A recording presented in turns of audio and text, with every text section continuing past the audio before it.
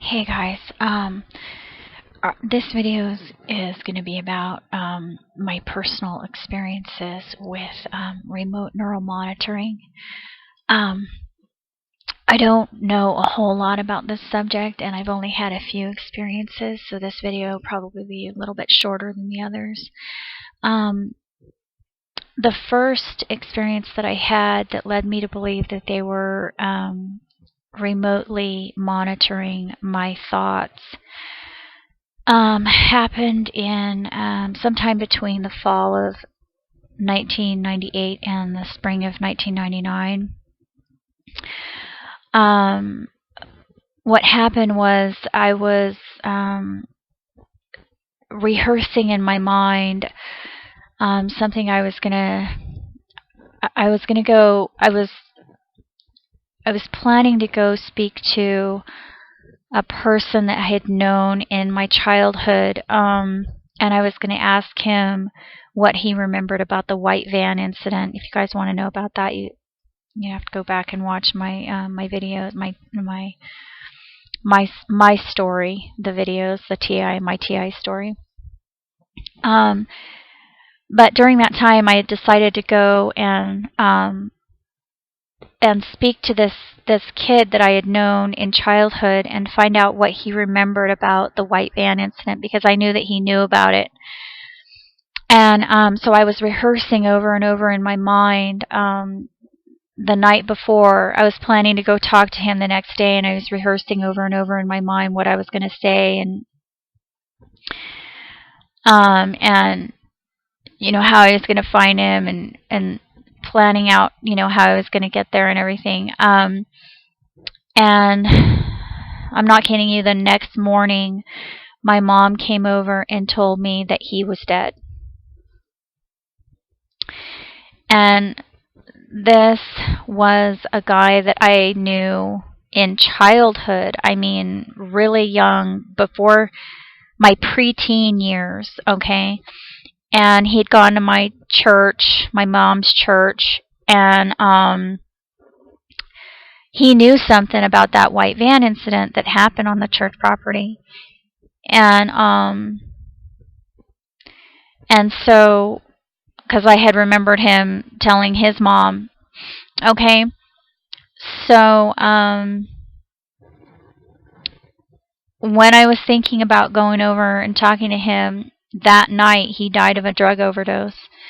And the next day my mom came over and told me that now you have to understand, I had not told a single person that I was planning to do it. In fact, during that time, as you guys know, there had already been a bunch of really weird stuff going on, because that was, you know, 1998, 99. So from what I've told you before, that was after a lot of weird stuff had been going on. I was kind of freaking out, and you know, that was why I had ended up back home. And then I planned to go talk to him, but I didn't. And I remember purposely not telling anyone. And I remember also that I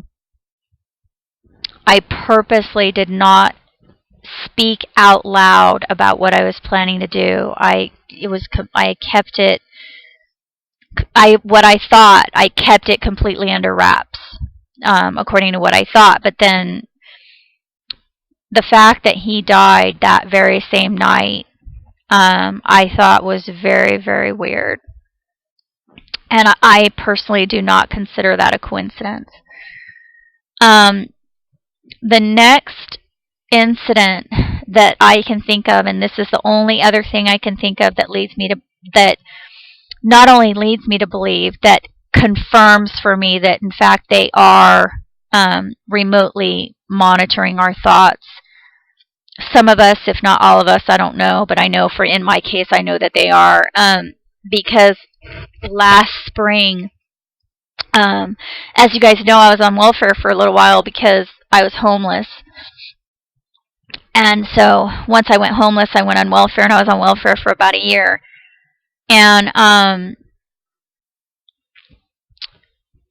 when I was on welfare, well, that's a whole nother story, and I'll tell you guys about that later. I think I've already told you part of it.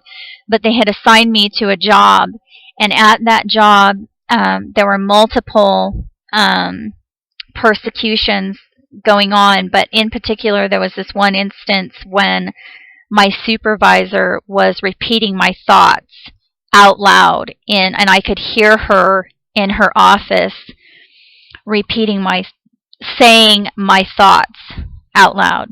So those are the only two things that I can think of right now that lead me to believe that in fact they are remotely monitoring our thoughts. Some of us at least. And I mean, Michio Kaku had just come out recently talking about how they had mapped the brain. And that's really all they have to do is they have these injectable microbes that they can put in your head, or maybe they don't even need that. I don't know. Okay, because I've heard some people say they're doing a lot of really amazing things with electromagnetism and all of that. So I don't even know how they're doing it, but I know what I've heard and researched, and I know that Michio Kaku and a few other scientists have already come out and said, yeah, they've mapped the brain. And so, like in each individual's case, I mean, I don't know if they have to. Basically, what they do is they look at where the activity is in your brain, like when you say a certain word. So if you say the word cat, they see where exactly that location is in the brain where the neurons fire. And then that way, if they monitor your brain later, then they know when you're thinking that word because they see that the neurons are firing in the same place. I don't know how they do it, you guys. I don't understand all the scientific details of it. I just know they are doing it. And so that's my testimony about that. Okay, bye.